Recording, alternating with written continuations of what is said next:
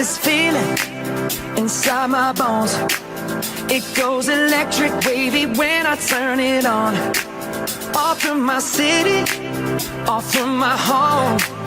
We're flying up, no ceiling when we in our zone. I got that sunshine in my pocket, got that good soul in my feet. I feel that hot blood in my body when it drops. Ooh. Baby, I don't need dollar bills to have fun tonight. Baby, I don't need dollar bills to have fun tonight. They wait for this shit for a long time, didn't they? I guess so. They wait for this shit for a long time, didn't they? Hey, I'm just feeling my vibe right now. I'm feeling myself. Panda. Panda. Panda, panda, panda, panda. Baby, I like your stuff. Selling ball, candy. Lean on the macho like I need a one dance, got a Hennessy in my hand. One more time before I go. So we'll piss off the neighbors in the place that feels the tears. Hola, now.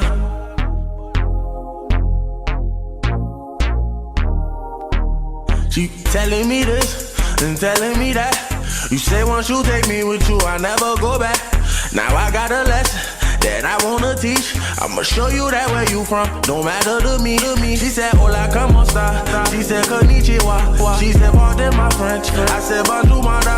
Then she said, sabase. And I said, nabule. No matter where I go, you know I love them all. Yeah, I know that I let you down. Is it too late to say sorry now? I'm sorry. Don't let me, don't let me, don't let me down. I think I'm losing my mind now. It's in my head, darling. I hope that you'll be here when I need you the most. So don't let me, don't let me, don't let me down. Don't let me down. Don't let me down. Wish we could turn back time to the good old days when the mama sang us to sleep, but now we're stressed out. This is what you came for. Something that you never been. Just get ready for work, work, work, work, work, work. You see me happy work, work, work, work, work, work. You see me do me dirt, dirt, dirt, dirt, dirt. And I don't need no explanation. Hey Countryside Youth, what's up? It's Pastor Jared. So thankful for you to join us tonight on our hopefully last online service for a little while. We're so excited to be in the house on Sunday and back to kind of a more normal routine of Tuesday night guys and girls separate, and then Wednesday night in the house, live youth worship, me speaking on a mission and vision. It's going to be great. God's given me a new mission, a new vision for our youth ministry. I don't want you to miss that. But thank you so much for coming today. I appreciate you from joining us online, whether you're watching this live during the premiere or whether you're watching this later. Thank you so much for coming. Please let us know. Comment below you're here. We want to know you're here. We want to know who's watching. Even if you can't comment, text me and let me know you're watching. I want to know. I want to be able to celebrate that you're watching with us. So let me give you some quick announcements and we will get into some other things. So why in the world would I play a guy lip syncing with his mother driving in the car? That countdown was perfect for our series on vibes. That dude was vibing like nobody's business. He had so much emotion and charisma, and he just draws you into who he is. Like, it just is. It's just crazy. So I thought that was a perfect countdown for our last service on vibes, about our emotions. Let's talk about some announcements. So go ahead right now, and I sent a link on text message. I'll put it in the group chat, but you should have gotten an email from me. I send out a weekly email to everyone, and if you don't get the weekly email, please let me know. It just got a plethora of information, some fun stuff to look at, and some important information of things coming up. So the first thing we want to talk about is summer survey. Please go ahead and click that, take that survey. It shouldn't take you more than 4 minutes to complete. We just want to know who is interested in doing what this summer so we can start planning ahead. We don't know what COVID's going to be like or what we can and can't do. We just want to be ahead of the game so we can start planning. And what you're interested in is what we want to do. So make sure that you do that for us. Click that camp survey button. That will help us out immensely. Thank you to all of those who came out yesterday to help us with our service project for Operation Valentine project that the Sea Kids ministry is putting together. Thank you so much for coming out and helping. We appreciate you meeting us at my house, going to the Dollar Tree, having a lot of fun buying all these gifts for people in need. Thank you so much for your help with that.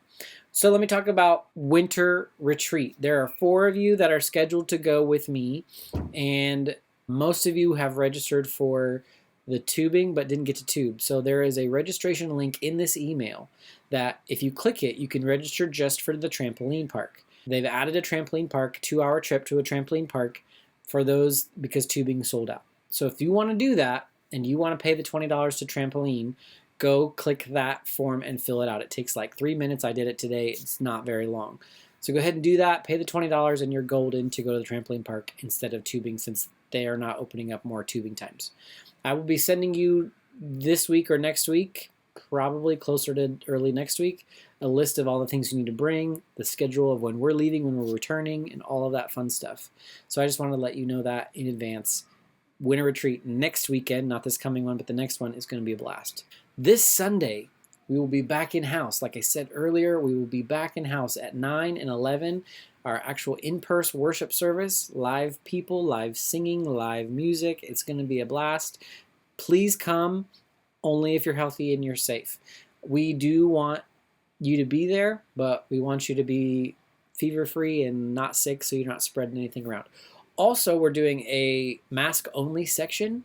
So you have your own entrance by the kitchen doors, those double doors back there by the kitchen.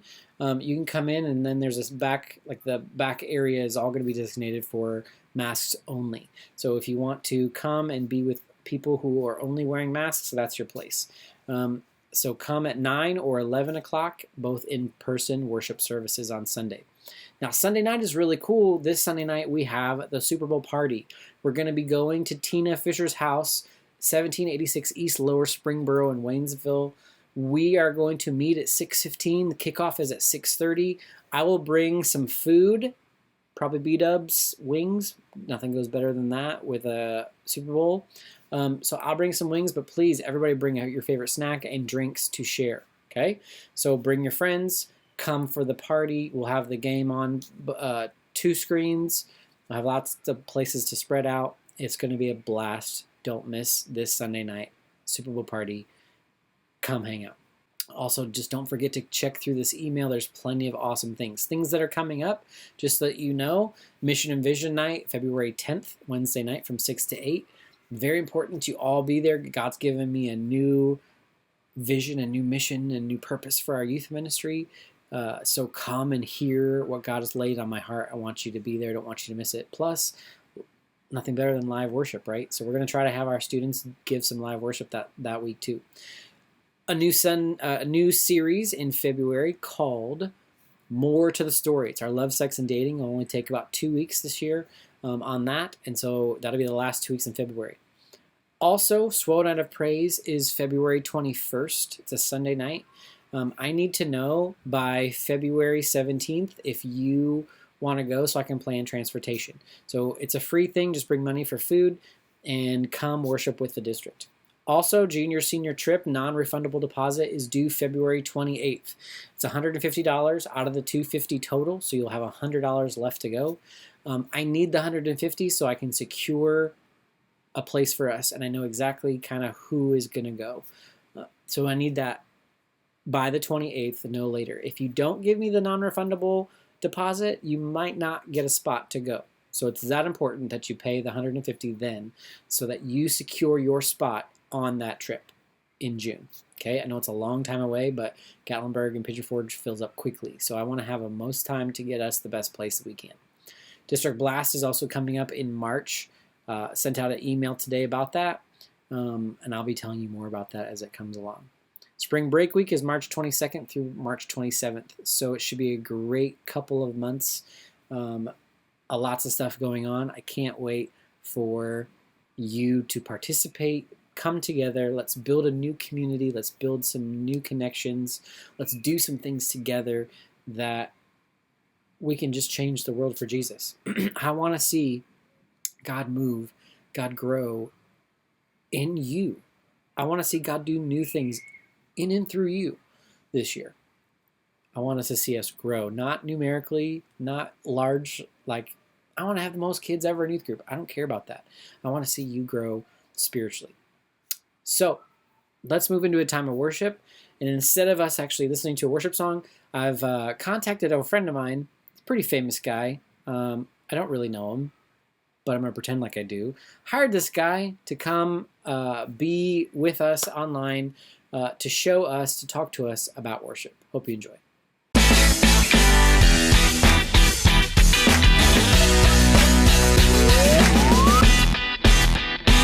And I know that each church has its own worship style, you know, which is cool. Some people are more expressive in worship, some people more subtle, and it's all good. I go to a church that's pretty expressive in worship. It's a hand-raising church. That's what it is, right? That's what, you know. Anybody here go to a hand-raising church? Am I here? Sweet. Who here does not go to a hand-raising church?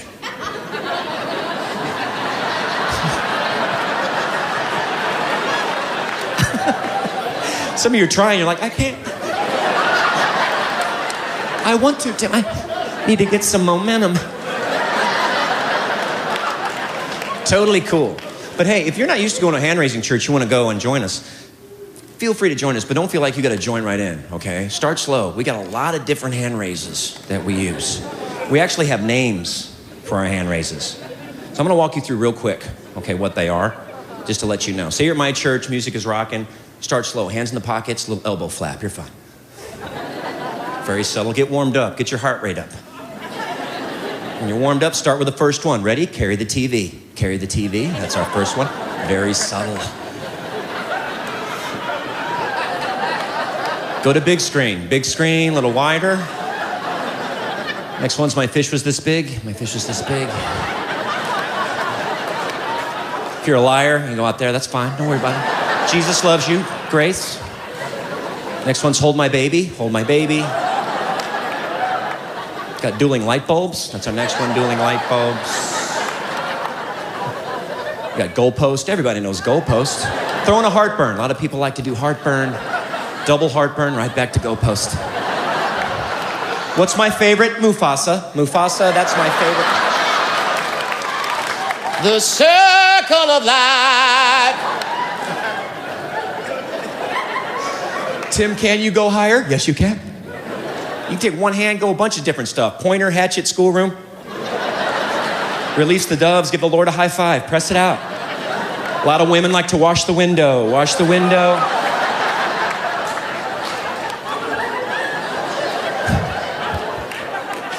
And when you're comfortable there, go for the big three. Village people, Rocky, touchdown. There you go, there's your big three. You're set. You're a pro. I love Tim Hawkins. He is hilarious. If you've never seen that before, gift from me to you. It's just great. I love that. So tonight we're going to forego playing a game, keeping this one short. We just want to get right to the point. This is the really cool thing about this series. And we're talking about emotion. And right now, I think specifically the reason why we're not playing a game is I want us to get to this point.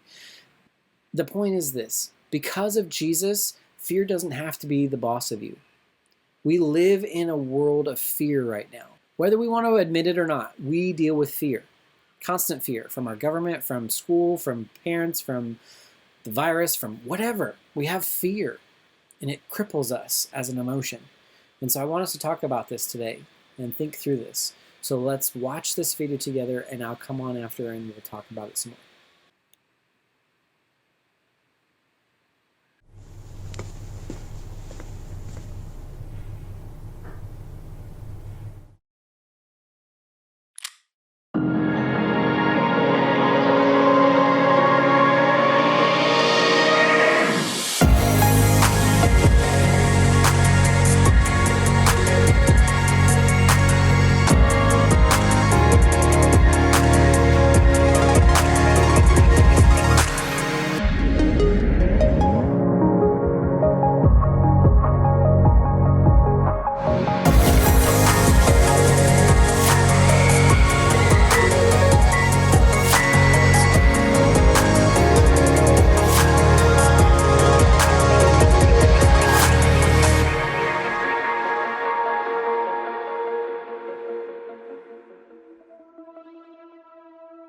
want to tell y'all a little story.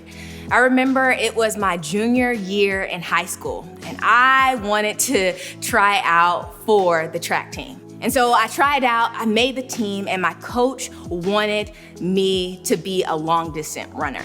I wanted to do something more cool. I wanted to do the hurdles. And so I said, Coach, is there any way that I could do the hurdles in competition? And he said, well, you're 5'3". I don't know how good you're gonna be at that, but we can give it a try in practice.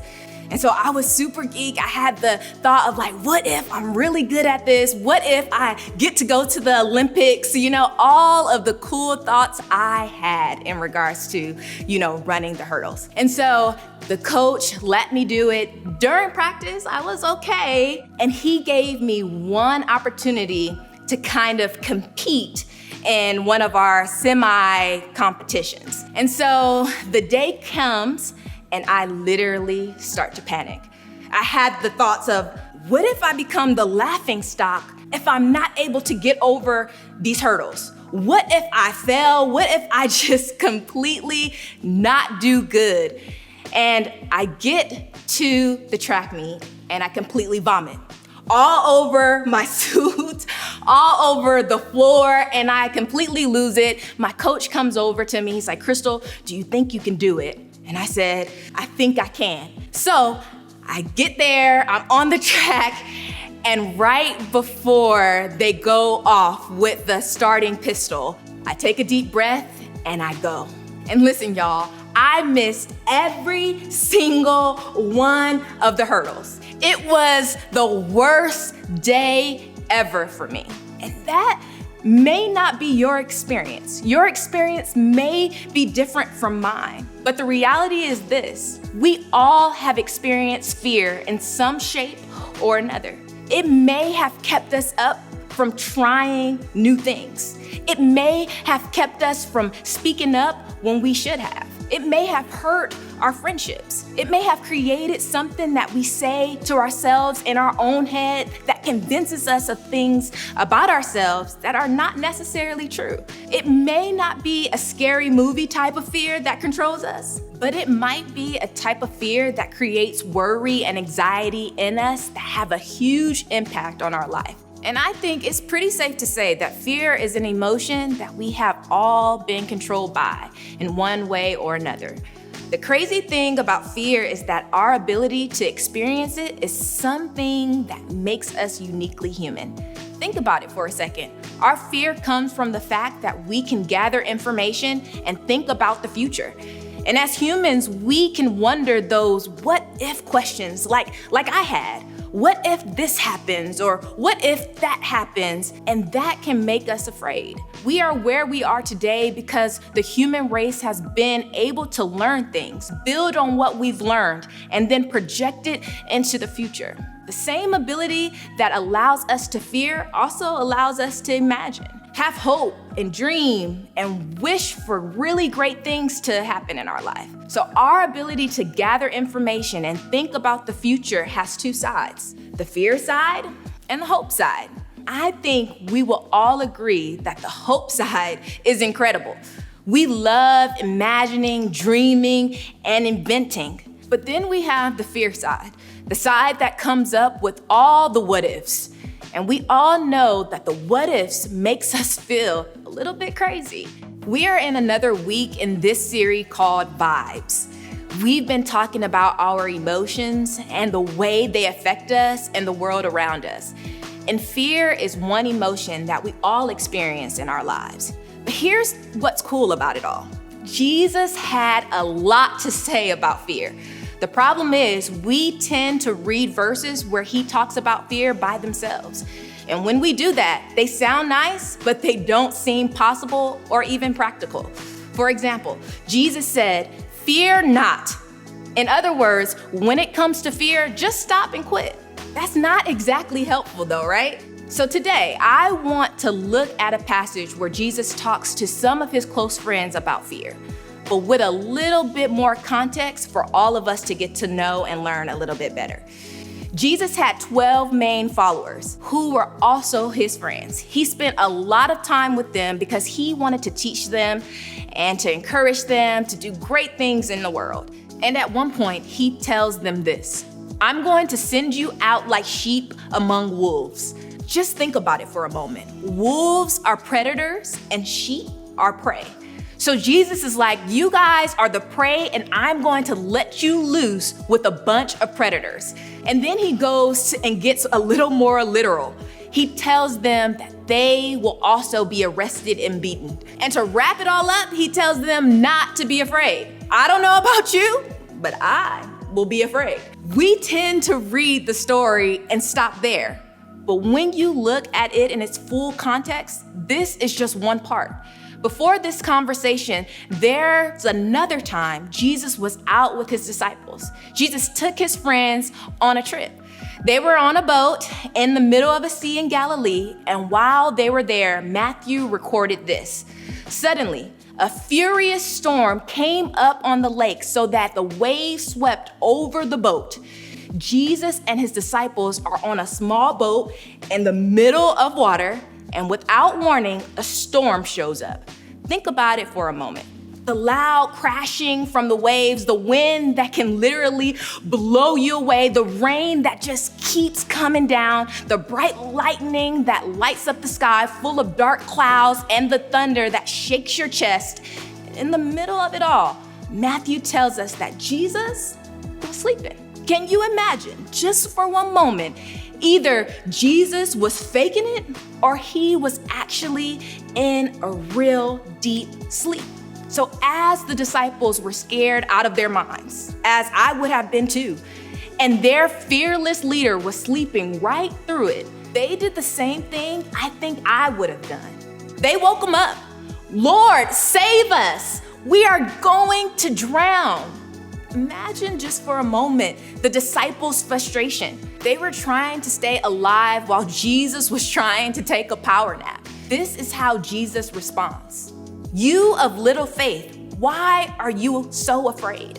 Maybe Jesus was sleep talking? Because wouldn't it be obvious that they were afraid?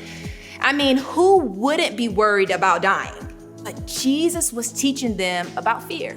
He wakes up and gets up, but he doesn't panic, which is good news for all of us. No matter how scary the circumstances, Jesus stays calm. Matthew says that Jesus spoke to the wind and the waves and they calmed down.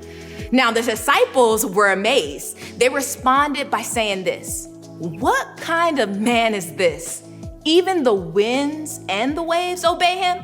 In fact, they weren't just amazed, they were afraid. I mean, they literally asked, who is this guy who can calm down a storm? In a moment, their confidence in Jesus overwhelmed their fear of the storm. And that's the point of this field trip. Jesus took all of his disciples on to show them that their feeling of fear didn't have to control them or boss them around anymore. It was to show them that there is someone bigger and more capable. Jesus used the situation as a teaching moment. So let's go back to the conversation where Jesus says that he is going to send them out like sheep among wolves. Jesus follows that up by saying this: do not be afraid of those who kill the body but cannot kill your soul. In other words, if you are going to fear something, you might as well make sure it's the right thing or worth being afraid of. First, Jesus proves that God is bigger than the storm. Then he sends the disciples into dangerous situations like sheep among wolves. So, imagine yourself as one of the disciples. And Jesus in this moment then points out and is like, you were afraid of the wrong thing on the boat. Sure, you had the right to be afraid, but didn't you know that there was someone with you who was more powerful than the storm? Jesus goes on, are not 2 sparrows sold for a penny? Yet not one of them will fall to the ground outside your Father's care. And even the very hairs of your head are all numbered. So don't be afraid. You are worth more than many sparrows. He's saying God is paying attention to you. Don't be afraid. You are worth more than the sparrows. Don't be afraid. God has numbered the hairs on your head. Don't be afraid. You are valuable. God is personal. He knows your name. He knows your circumstances. He's concerned with your personal life. When it comes to dealing with fear, this is a pretty big deal because God knows all about it and is with you in the middle of it. Now the account continues with Jesus and the guys on another field trip. So check this out. Here's what happens. Jesus has been preaching all day. It started to get late and people were getting tired and hungry. The disciples suggest that they send everyone home to eat, but Jesus seems to think that they can feed everyone, which sounds a bit crazy because no one has enough food or money to make that happen. But then Jesus gets a little boy's lunch. That's right, a little boy's lunch out of his little lunch pail. He prays over it, and then Matthew writes that Jesus split the boy's lunch between 12 disciples and told them to feed the crowd. And listen, y'all, it worked. Everyone got fed. It was a complete miracle. But before they have time to stay and enjoy it, Jesus tells the disciples to get in another boat. And they are probably thinking, Jesus, this is too soon. But they had to do what Jesus said. So soon after that, they hopped into a boat. But this was a little bit different because Jesus doesn't get in the boat with them. He tells them that he'll meet them on the other side of the Sea of Galilee. So the disciples spends the night rowing, and at some point of the night, the waves get bigger and the wind blows wild. They looked over and around the water and can't believe what they see. It's Jesus walking on water. That is super wild, super crazy, and I can't even fathom that in my own mind. But Matthew records that the disciples were terrified. Obviously, right? Someone walking on water. In fact, they thought they were seeing a ghost. But then Jesus says something that gets their attention because they had heard it before. He goes to say, "Take courage. It is I. Don't be afraid." This is Jesus trying to remind them of all the lessons and field trips they've already had previously up to this point. They saw miracles, heard teachings, and yet still fear was in control of them. In fact, they remained fearful to the very end of Jesus' life. When we fast forward to the night that Jesus was arrested, we see the disciples abandon Jesus. Why, you might ask? Because they were afraid that if they stayed close by, they might be arrested too. And then Jesus was crucified. Were they there?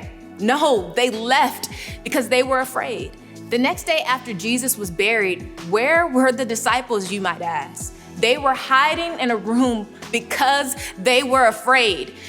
But then Sunday came around, and the women who had followed Jesus went to the tomb and discovered that it was empty. They came back and told all the disciples, so the disciples went to the tomb, saw that the tomb was empty, and they thought to themselves, maybe someone stole the body. But then Jesus himself appeared before them, and they realized that he's alive. And here's the deal. When the guy you've been following dies and then comes back to life, suddenly everything he has to say to you before seems more real, true, and even more believable. For the disciples who loved and followed Jesus, the resurrection wasn't just a nice surprise. It was everything. It made them bold. It gave them strength. It put everything Jesus said about fear in its right perspective. Their world was crazy still, but because of the resurrection, the disciples and anyone who followed Jesus could put their fear in its place. It was like they finally understood the lessons from the boat. When all the things around them seemed so much bigger and so much scarier than they could handle themselves, now Jesus' words made sense. Fear not, I am with you, took on a whole new meaning. We know this to be true because after the resurrection, the disciples came out of hiding. They didn't run away from what scared them. Instead, they walked boldly into situations that God had called them to. And these followers of Jesus ended up changing our whole world because they started to live as though they believed what Jesus had told them over the course of their time together. Fear not. They were not afraid of anything, not even death, because they followed a man who had died and came back to life. And all of a sudden, nothing seemed as scary anymore. Not because there was nothing to be afraid of, but because there was a God who was clearly bigger than any of their biggest fears. The thing is this, we all know that fear will always be a part of our experience.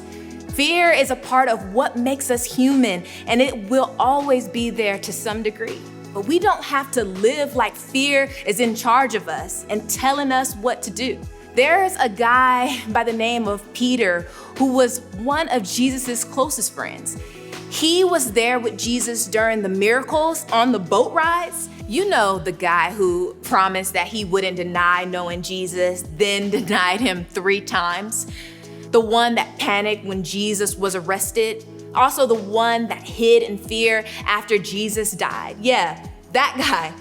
But that same Peter gives us some tips about fear after he witnessed Jesus came back to life. In a letter he wrote to Christians who never had the chance to meet Jesus, this is what he had to say. Cast all your anxiety on him because he cares for you. When Peter says cast, he means throw as hard as you can. That's an action word. That means it doesn't happen by accident. When you feel anxiety, fear, or worry, take all of it and throw it at Jesus. This is the most important part. Peter experienced this firsthand in the 3 years he spent with Jesus. We throw our fears on him because he cares for us. You can also remember it this way. Because of Jesus, fear doesn't have to be the boss of you. So here's what I want you to do. When fear becomes the vibe that takes over your life and starts to control how you act, I want you to do this. First, name whatever it is that you are afraid of. Say it out loud. Put words all around it. What about it makes you afraid? What have you been through that makes you feel afraid? And the second thing, I want you to then talk to God. You can say something like, Jesus, I am throwing this fear towards you because I personally can't handle it.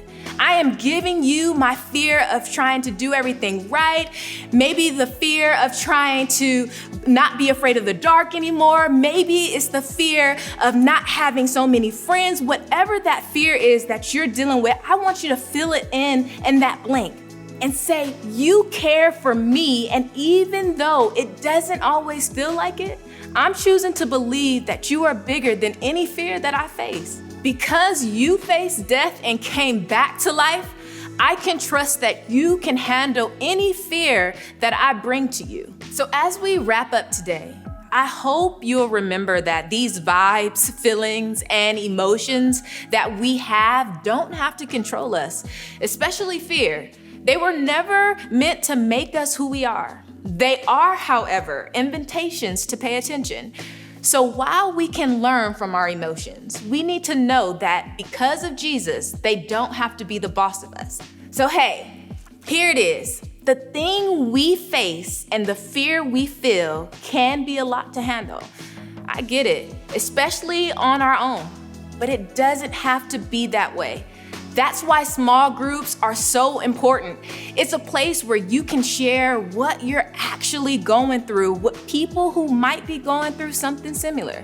Being vulnerable with those around you and letting others be vulnerable with you opens a door and is one way we can decide not to let fear control us and to choose something way better. And that's hope.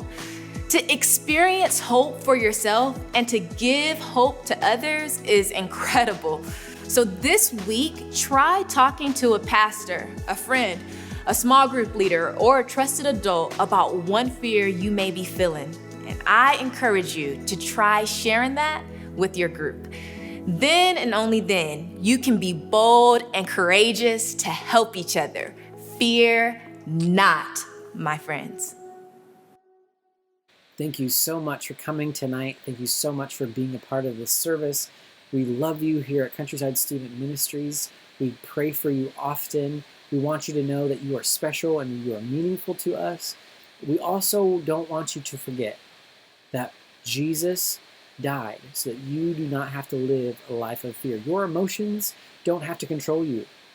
So this is a big vibe check for you. Check your emotions. Check who is running your life. Is it the emotions or is it Jesus? Because God gave Jesus to us to come down to this world to show us how to live, to do new things and experience new life and to be different, not like everybody else. And so our emotions do not have to control us. And don't let your emotions control you any longer. You can be free from your emotions. You can control your emotions. Because of Jesus, you don't have to fear. Fear is gone. Thank you so much for coming. We pray for you often. If you want to hang out with me, please text me. I would love to take you to dinner, to lunch, get a coffee. I want to spend time with you in this time of isolation and weirdness that our church has been through for the last month. I feel like I haven't seen anybody. And so I'm telling you right now, hit me up on it. I will take you out and I'll pay for it. So I just need you to text me. Get a hold of me. I need to know if you're interested in hanging out with me. Would love to hang out with you. If that's not your thing, we'll see you this next week in person. So excited about that. Thanks so much for watching this series. Please check out our email update on Facebook through text. There's a couple links you can find there that has all the updated information of what we've got going on. Thank you so much for joining us tonight. God bless you. Praying for you. Text me if you want to hang out. Talk to you later.